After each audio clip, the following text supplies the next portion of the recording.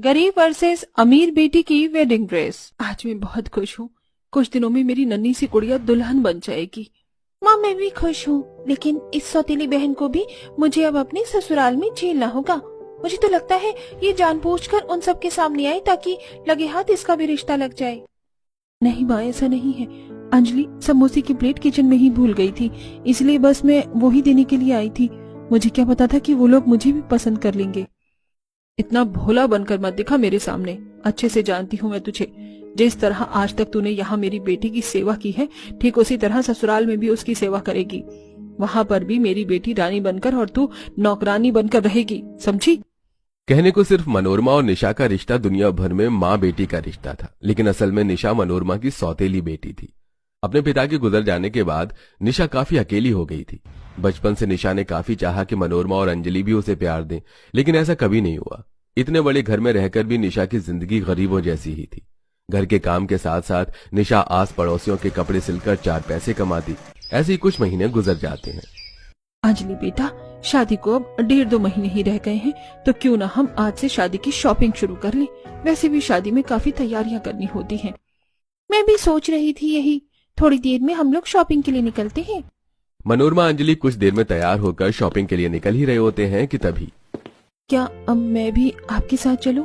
मुझे भी शादी के कपड़े लेने हैं, पर आप फिक्र मत करिए, आपको ज्यादा पैसे खर्च करने की जरूरत नहीं है। सिलाई करके मैंने थोड़े बहुत पैसे जमा कर रखे हैं और मैं सस्ते ही कपड़े लूंगी। हाँ हाँ, क्यों नहीं, जरूर चल हमारे साथ। निशा को यकीन नहीं होता कि मनोरमा उसे साथ ले जाने के लिए मान गई थी। थोड़ी देर में एक बड़े से मॉल जाते हैं, जहां अंजलि अपनी वेडिंग और बाकी रस्मों की ड्रेस देखती है। अंजलि बेटा, जरा ये वाली ड्रेस देख, कितनी प्यारी लग रही है। इसे तू अपनी हल्दी की रस्म में पहनना। हर कोई अपनी हल्दी की रस्म में पीला ही पहनता है, मैं कुछ यूनिक पहनना चाहती हूँ। भैया आप मुझे वो ब्लैक कलर की ड्रेस दिखाना। मुझे ये वाली ड्रेस काफी अच्छी लग रही है, मैं ऐसा ही कुछ अपनी हल्दी पर पहनना चाहती थी। मनोरमा निशा की बात को पूरी तरह से नजरअंदाज करते हैं और सिर्फ अपनी सगी और अमीर बेटी को ही कपड़े दिलाने पर फोकस करती है। मुझे अपनी मेहंदी में लहंगा नहीं पहनना है। लेकिन बेटा, हमारे यहाँ तो मेहंदी में हर लड़की लहंगा ही पहनती है, और तेरी सास ने भी तो तुझे यही बोला है। नहीं माँ, मैं लहंगा नहीं पहनूंगी, मुझे कुछ वेस्टर्न पहनना है। हल्दी के लिए काले रंग के कपड़े लेने के बाद अब अंजलि मेहंदी में लहंगा साड़ी न लेकर वेस्टर्न ड्रेस लेती है, तो वहीं निशा ने अभी तक कुछ भी नहीं लिया था। माँ देखो ना, ये सूट कितना प्यारा लग रहा है और इसका रंग भी कितना अच्छा है। क्या मैं ये सूट ले लूं? जब से आई है ये ले लूं वो ले लूं यही कर रही है। अरे अभी तेरी बहन की शॉपिंग खत्म हो गई क्या? पहले उसे चीज दिलानी है, समझी? मनोरमा सबके सामने निशा पर काफी चिल्लाती है और अपनी बेटी को शादी के कपड़ों की थोड़ी बहुत शॉपिंग करवाने के बाद उसे मेकअप सैंडल भी दिलवाती है। ऐसी ही सुबह से शाम हो जाती है, लेकिन निशा ने अभी तक कुछ भी नहीं लिया था। आपने तो मुझे कुछ भी नहीं दिलाया और अंजलि ने कितना कुछ ले लिया। अभी भी थोड़ा वक्त है, क्यों ना हम मेरे लिए भी थोड़ा सामान ले लें। अब मैं तुझे भूली कहूँ या बेवकूफ? तुझे क्या लगा कि माँ तुझे यहाँ हमारे साथ तेरी शादी की शॉपिंग करवाने के लिए लेकर आई है? अरे बेवकूफ लड़की, माँ तुझे यहाँ इसीलिए लेकर आई थी ताकि तू हमारा सामान उठा सके। और नहीं तो क्या, तू मेरी सगी बेटी थोड़ी ना है जो मैं तेरे पर पैसे खर्च करूँ। सिलाई करके तूने ये पैसे जोड़ रखे है ना, तो जा और जाकर कपड़े ले ले अपनी शादी के। ये सब सुनकर निशा को काफी बुरा लगता है और अब घर जाकर निशा अपने जमा किए हुए पैसों को देखती है। ये पैसे तो काफी कम है, इसमें तो मैं एक भी ड्रेस नहीं ले पाऊंगी। लगता है अब मुझे ही सिलाई कर अपनी शादी के कपड़े सिलने होंगे। निशा उन पैसों से मार्केट से हरे और पीले रंग का कपड़ा लेती है और साथ में थोड़ी बहुत मोतियां लाकर अपनी हल्दी और मेहंदी की ड्रेस को सिलने लगती है। जहां गरीब सौतेली बहन खुद सिलाई करके अपने रस्मों के कपड़े बना रही थी, तो वहीं दूसरी तरफ माँ देखो ना, ये ड्रेस कैसी लग रही है। सोच रही हूँ अपने संगीत पर मैं इसे ही ऑर्डर कर दूं। मेरी बेटी कुछ भी पहन लेगी तो परी ही लगेगी। निशा ने अपनी हल्दी और मेहंदी की ड्रेस तो तैयार कर दी थी, लेकिन शादी का लहंगा अभी भी बाकी था, जो सबसे ज्यादा जरूरी था। अरे ये क्या, ये लड़की कितनी बड़ी डिजाइनर है और इसने खुद ही अपनी शादी का लहंगा बनाया। कितना ज्यादा वायरल हो गई है ये लड़की। अगर मैं अपनी बाकी रस्मों के लिए ड्रेस बना सकती हूँ तो वेडिंग ड्रेस क्यों नहीं? इसमें थोड़ा खर्चा तो होगा, लेकिन मैं बहुत अच्छी ड्रेस बनाऊंगी। अपनी शादी के लहंगे बनाने के लिए निशा अब काफी ज्यादा लोगों के कपड़े सिलकर पैसे जोड़ती है। रात रात भर निशा अपने कमरे में सिलाई करती है, तो वहीं मशीन चलाने की आवाज से मनोरमा परेशान होकर निशा पर काफी चिल्लाती है। अपना ये मशीन की खटखट बंद कर, वरना इसे उठाकर बाहर फेंक दूंगी। सर में दर्द करके रख दिया है। अपनी माँ की बात सुनकर अब निशा अपनी छोटी सी सिलाई मशीन लेकर छत पर जाती है और छत की लाइट जलाकर सिलाई करती है। कुछ दिनों में निशा ठीक ठाक पैसे जोड़ लेती है, जिन्हें लेकर अब वो कतरन और मोतियों की दुकान पर जाती है। इस दुकान में तो काफी तरह तरह की मोतिया, लटकन, बहुत कुछ है और कितने सस्ते दामों में ये सब मिल रहा है। और अच्छा हुआ कि मैं सुबह सुबह ही मार्केट आ गई। इतना प्यारा लाल रंग का कपड़ा मिल गया मुझे। अब तो मैं काफी बढ़िया अपना शादी का लहंगा बनाऊंगी। निशा हर दिन थोड़ा थोड़ा सामान लेकर आती है और अब घर के सारे काम जल्दी खत्म करके निशा अपना शादी का लहंगा सिलने के लिए बैठ जाती है। अंजलि के बुरे बर्ताव के बावजूद भी निशा उसके लिए भी एक शादी का लहंगा बनाने का सोचती है। तो वहीं दूसरी तरफ, अरे अंजलि बेटा, तुम ये वेस्टर्न ड्रेस क्यों देख रही हो? शादी का लहंगा देखो ना। क्योंकि मैं वेस्टर्न ड्रेस ही अपनी शादी के दिन पहनना चाहती हूँ। शादी में हर कोई लड़की साड़ी लहंगा पहनती है, लेकिन मैं कुछ यूनिक करना चाहती हूँ। ये सही नहीं है, लोग क्या बोलेंगे? लोग कुछ भी कहें, मुझे इससे कोई मतलब नहीं है। मैं तो कुछ यूनिक ही पहनूंगी अपनी शादी पर। ऐसे ही कुछ दिन गुजर जाते हैं। दोनों ही अमीर गरीब बहन की हल्दी की रस्म होती है, जहां निशा ने अपना बनाया हुआ अनारकली सूट हल्दी में पहना होता है, तो वहीं अंजलि काली ड्रेस पहनकर अपनी हल्दी में बैठी होती है, जिसे देख हल्दी में लड़कियों को लाल, पीला, नीला, गुलाबी पहने तो देखा था, लेकिन मनोरमा, तुम्हारी बेटी तो बिल्कुल काला कौवा बनकर बैठी हुई है। लेकिन हमारी निशा काफी सुंदर लग रही है। ये सुन अंजलि को निशा पर काफी गुस्सा आता है और वो बाद में उसे काफी कुछ सुनाती है। ऐसे ही 1-2 दिन और गुजरते हैं और आज दोनों बहनों की शादी का दिन होता है, जहां एक तरफ गरीब बहन अपना बनाया हुआ संस्कारी शादी का लहंगा पहनकर तैयार होती है, तो वहीं दूसरी तरफ अमीर बहन वेस्टर्न ऑफ शोल्डर गाउन पहनती है, जो दिखने में बहुत बहुत वल्गर था। एक साथ जब दोनों बहनें शादी के मंडप में आती हैं तो लोगों में खुसर फुसर शुरू हो जाती है। सरस्वती, तुमने तो कहा था कि तुम्हारी होने वाली दोनों बहुएं काफी संस्कारी हैं, लेकिन जरा इसको तो देखो। इसे देखकर कहीं नहीं लग रहा है कि ये शादी करने के लिए आई है। या आपकी बेटी ने किस तरह के घटिया कपड़े पहन रखे हैं। इसने तो शादी का मजाक ही बना दिया है। ऐसी लड़की को हम अपने घर की बहू कैसे बनाए? सरस्वती जी, मैं माफी चाहती हूँ, लेकिन अब आखिरी समय में मैं अपनी बेटी के लिए लहंगा कहाँ से लाऊंगी? इन कपड़ों में तो ये शादी नहीं हो सकती। अरे अपनी दूसरी बेटी को देखिए, इसने किस तरह का सरकारी लहंगा पहना है। बिना लहंगे के हम अंजलि को अपने घर की बहू नहीं बनाएंगे। अपनी बहन की शादी टूटता और सबके सामने इतनी बेइज्जती होता देख निशा जल्दी से अपने कमरे में जाती है और एक और शादी का लहंगा लेकर आती है। माँ जी, अंजलि ने जरूर लहंगा न पहनकर वेस्टर्न कपड़े पहने हैं, लेकिन इसका मतलब ये नहीं कि मेरी बहन में कोई खोट है। आप लहंगे में ही शादी करवाना चाहती है ना? अपने लहंगे के साथ साथ मैंने अंजलि के लिए भी लहंगा बनाया था। अंजलि प्लीज, तुम इसे पहनकर आ जाओ। इतना सब होता देख अंजलि कुछ नहीं कहती और निशा के दिए हुए लहंगे को पहनकर आ जाती है। और अब सरस्वती को शादी से कोई इनकार नहीं होता। दोनों बहनों की धूमधाम से शादी होती है और अब विदाई का वक्त आ जाता है, जहां मनोरमा पहली बार निशा को गले लगाती है। मुझे माफ कर देना। तुम्हारे सौतेले होने की वजह से मैंने तुमसे काफी नफरत की, लेकिन आज तुम्हारी समझदारी के चलते मेरी बेटी की समाज में इज्जत रह गई। आई एम रियली सॉरी निशा। अपने एटीट्यूड के चलते आज तो मैं अपनी शादी तोड़वा ही देती। अगर तुम न होती तो पता नहीं क्या होता। मनोरमा और अंजलि अब निशा को दिल से अपना लेते हैं और अब शादी के बाद भी दोनों सगी सौतेली बहनें सगी बहनों से बढ़कर प्यार मोहब्बत के साथ हंसी खुशी रहती हैं। ससुराल के पहले बच्चे के नामकरण पर अमीर गरीब बहू की ड्रेस। अमीर बहू नताशा अपने बेड पर से गरीब बहू कथा पर रौब दिखाते हुए, कथा, ओ कथा, अरे ओ मेरी गरीब देवरानी, मेरी बेटी कहाँ है? जी बस लाई जिठानी जी, 2 मिनट दीजिए। तब कथा सिंपल सोवर साड़ी में नताशा के लिए कमरे में चाय देती है। ये लीजिए जिठानी जी, आपकी Lipton green tea light sugar के साथ। वेल डन माय गरीब देवरानी, धीरे धीरे तुम मेरे टेस्ट को कुछ कुछ समझने लगी हो। बस तुम्हारा ड्रेसिंग सेंस मुझसे मेल नहीं खाता। ऐसा कहते हुए मॉडर्न नताशा कथा के पहनावे का मजाक बनाती है। तभी चाय पीते उसे उल्टी आ जाती है और बाथरूम में जाकर वो उल्टी करती है।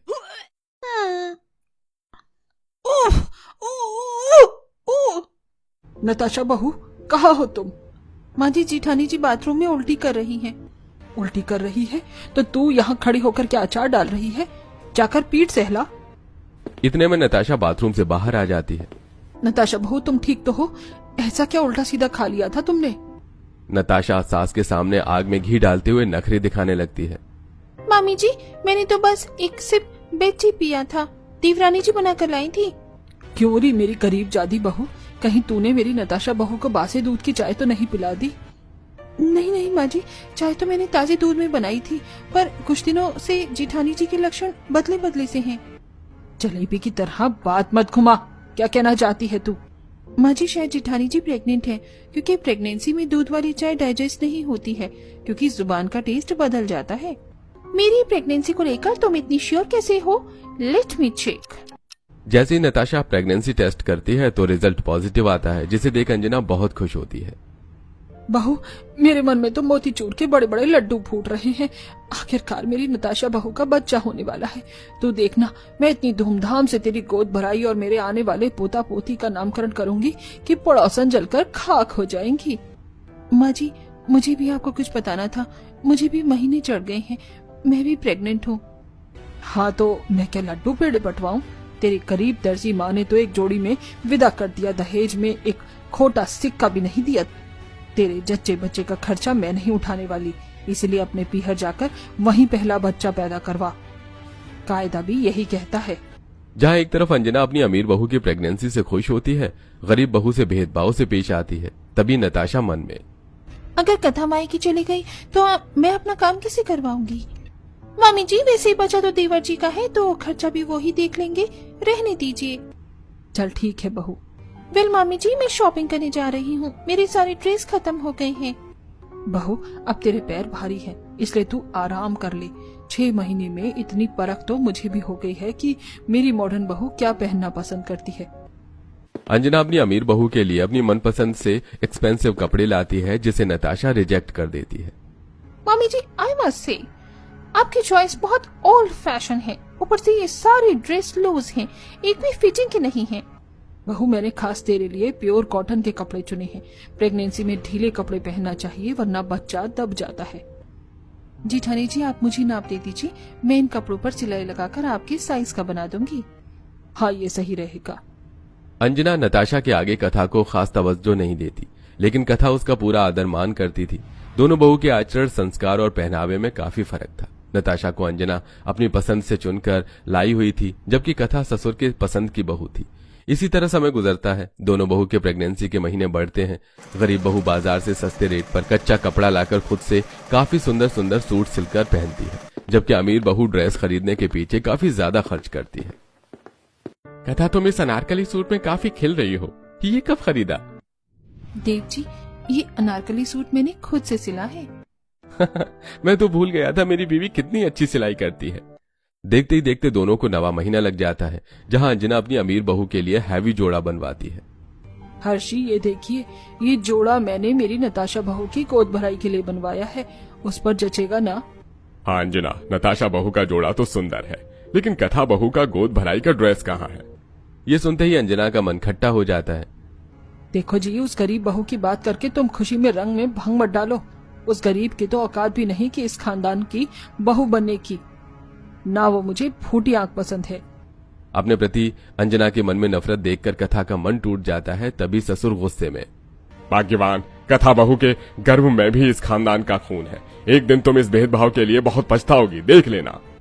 इतना बोलकर हर्ष वहां से चला जाता है। वहीं नताशा गोद भराई का जोड़ा भी नापसंद कर देती है। मामी जी, ये ऑरेंज कलर तो मेरी आंखों में चुभ रहा है, और वैसे भी ये 10 किलो का हैवी लहंगा पहन के मुझे अपना दम नहीं निकलवाना।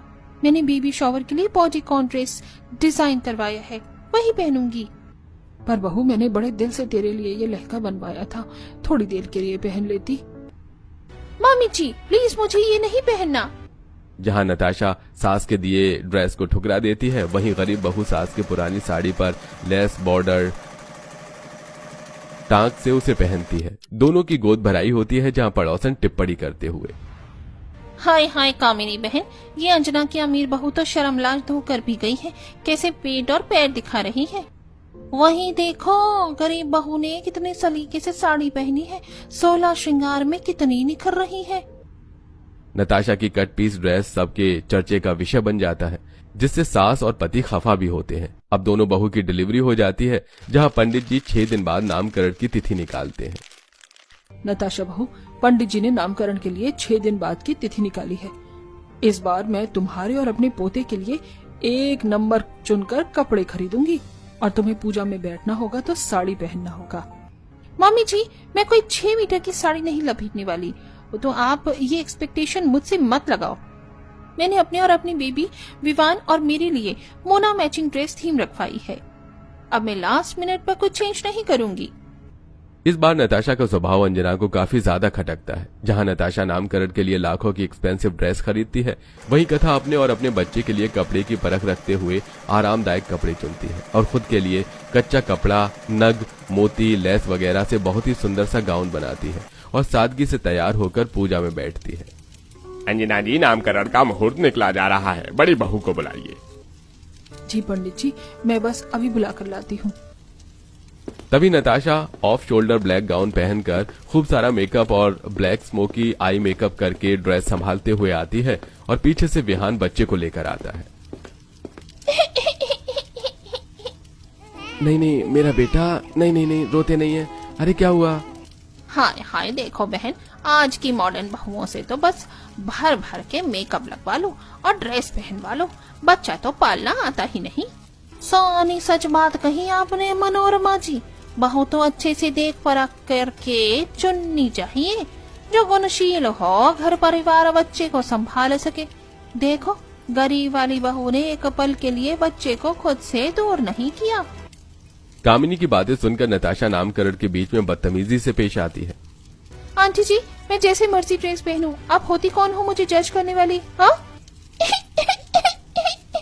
नताशा, आयु कब से रो रहा है, इसे चुप करवाओ, लगता है इसे भूख लगी है। जी, आयु के शरीर पर इतने दाने कैसे निकल गए हैं? जिठानी जी, आपको बच्चों को जॉर्जेट के कपड़े नहीं पहनाने चाहिए थे, बच्चे की त्वचा नाजुक होती है। कथा बच्चे को गोद में लेकर कमरे में ले जाती है और जॉर्जेट के कपड़े हटाकर कॉटन के ठंडे कॉलर वाले कपड़े पहनाती है, जिससे बच्चा शांत हो जाता है। नताशा बहू, तेरे लाखों के एक्सपेंसिव ड्रेस पहनने पर लानत है। जो माँ अपने मॉडर्न पन के चक्कर में अपने दूध पीते बच्चे की देखभाल भी नहीं कर सकती, थू है उस पर। Mummy ji, I am sorry, मुझे नहीं पता था कि इस चुभने वाले कपड़े से मेरी आयु की बॉडी पर रेशेस निकल जाएंगे, वरना मैं ये जॉर्जेट ड्रेस की थीम नहीं पहनती। आज के बाद मैं ऐसी ड्रेस नहीं पहनूंगी, न अपने बच्चे को पहनाऊंगी। आखिर में नताशा को अपने पहनावे के चलते काफी पछतावा होता है।